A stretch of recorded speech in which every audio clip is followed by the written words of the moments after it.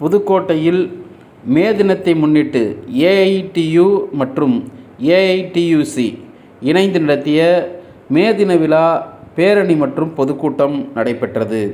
இக்கூட்டம் அரசப்பன் மற்றும் முகமது அலி ஜின்னா தலைமையில் நடைபெற்றது.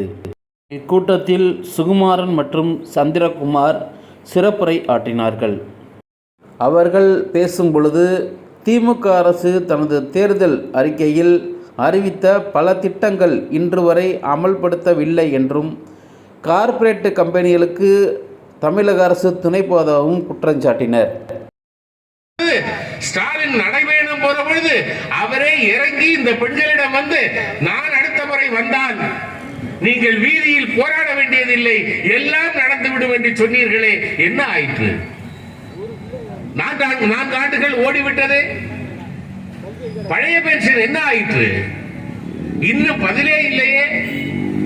புதிய கார்ப்பரேஷன் பஸ்கள் வாங்குவது என்று தனியாரிடம் ஒப்படைப்பது என்று நீங்கள் தனியார் மயத்தை அப்போது எதிர்த்தீர்களே, இப்போது என்ன ஆயிற்று? கேட்டால் சொல்லுகிறீர்கள் மத்திய அரசாங்கத்தின் நிர்பந்தம் என்று. நான் கேட்கிறேன், நீட்டு தேர்தலுக்காக நீங்கள் எவ்வளவு போராடுகிறீர்கள்? வரவேற்கிறோம், நாங்கள் உங்களோடு இருக்கிறோம்.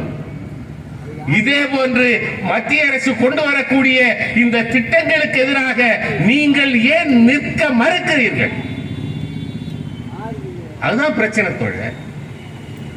மத்திய அரசு கொண்டு வரும், நீங்க ஏன் நிற்க மறுக்கிறீங்க? ஒண்ணுமே இல்லைங்க. ஸ்மார்ட் மீட்டர் திட்டம், ஸ்மார்ட் மீட்டர் வந்தது என்று சொன்னால் இனிமேல் நம்முடைய பல வீடுகளில் இப்போது இருக்கக்கூடிய மின்சாரம் இருக்காது. ஸ்மார்ட் மீட்டர் வந்தது என்று சொன்னால் நீங்கள் முன்கூட்டியே பணம் கட்ட வேண்டும். இப்ப செல்லுல நீங்க ப்ரீபெய்டு பண்றீங்கல்ல, முன்கூட்டியே பணம் கட்டுவது. அந்த காசு இருக்கிறது வரல கரண்ட் வரும். காசு தீர்ந்தது ராத்திரி 12 மணி ஆனாலும் கரண்ட் ஆட்டோமேட்டிக்கா நின்றுடும். வரப்போகிறது. தமிழகத்தில் எல்லா வீடுகளிலேயும் ஸ்மார்ட் மீட்டர் பொருத்துவது என்று முடிவுக்கு வருகிறார்கள். யார் பொருத்த போகிறது? அதானி அதை செய்ய போகிறார். அதானிக்கு நம்மீது அக்கறையா?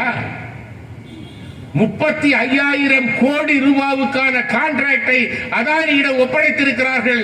அதுதான் இந்த ஸ்மார்ட் மீட்டர் திட்டம் என்று வருகிறது. ஸ்மார்ட் மீட்டர் வந்தது என்று சொன்னால் இப்போது இருக்கக்கூடிய சலுகைகள் இருக்கிறது. விவசாயிக்கு இனாம், விவசாயிக்கு 5 ஹார்ஸ் பவர் மோட்டர் வச்சிருந்தா கரண்ட் பில் கட்ட வேண்டியதில்லை. வீடுகளுக்கு 100 யூனிட் இனாம், இப்படி எல்லாம் இருக்கிறது. சிறு குறு தொழில்களுக்கு மின்சாரத்தில் சின்ன இழவு, இப்படி எல்லாம் இருக்கிறது. இது எதுவும் ஸ்மார்ட் மீட்டருக்கு தெரியாது. அதுக்கு தெரிஞ்சது நீங்க எவ்வளவு கரண்ட் உபயோகப்படுத்தி இருக்கிறீங்க. அதுக்கு இன்னொன்னு தெரியும். என்ன தெரியுமா? 2ஆக காலங்களை பிரித்திருக்கிறார்கள். அதிகப்படியான கரண்ட் பயன்படுத்தக்கூடிய காலம் காலையில 6 மணியில இருந்து 8:30 வரைக்கும். ஏன்னா அப்பதான் பிள்ளைகள் ஸ்கூலுக்கு போவாங்க, மிக்சி ஓடும், மத்தது ஓடும், எல்லாம் ஓடும், அதிகப்படியான கரண்டுகள். அதே போல மாலையில 7 மணியில இருந்து 10 மணி வரை. இந்த காலத்தில் பயன்படுத்தக்கூடிய மின்சாரத்துக்கு ரேட்டு ஜாஸ்தி.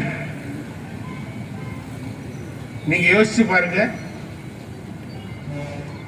கேரளாவில் இது வந்தது, மத்திய அரசாங்கம் நிர்பந்திக்கிறது, இல்லை என்று மறுக்க முடியாது. கேரளா என்ன செய்தது? கேரளா சொன்னது மத்திய அரசாங்கத்திடம், இந்த ஸ்மார்ட் மீட்டரை நாங்கள் பொருத்துவோம், என்னுடைய தொழிலாளர்கள் பொருத்துவார்கள். இந்த ஸ்மார்ட் மீட்டருக்கான பணம் இருக்கிறது. அந்த ஸ்மார்ட் மீட்டர் பணம் அதானியுடைய திட்டத்தில் என்னவென்று சொன்னால், யார் பயன்படுத்துகிறார்களோ அவரிடம் மாதம் கட்டணத்தை வசூலிப்பது. மாதத்துக்கு 700 ரூபாயில இருந்து 1500 ரூபாய் வரை வரும் மின்சார கட்டணம் போக. கேரள அரசு சொன்னது, இந்த ஸ்மார்ட் மீட்டருக்கான பணத்தை அரசு கொடுக்கும், ஸ்மார்ட் மீட்டரை என்னுடைய தொழிலாளியை வைத்து நான் பயன்படுத்திக் கொள்ளுவேன், இங்கே அதானி வர வேண்டிய அவசியம் இல்லை, அவனுக்கு இங்கு வேலையும் இல்லை என்று சொன்னார். ஏன் நம்முடைய முதல்வரால் சொல்ல முடியல? சொல்லணும் இல்ல?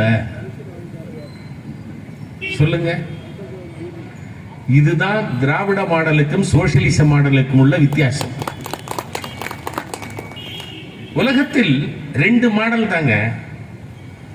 ஒன்னு சோசியலிச மாடல், இன்னொன்னு முதலாளித்துவ மாடல். இதுக்கு இடையில ஊடால ஓடுறதுக்கு எந்த மாடலும் கிடையாது.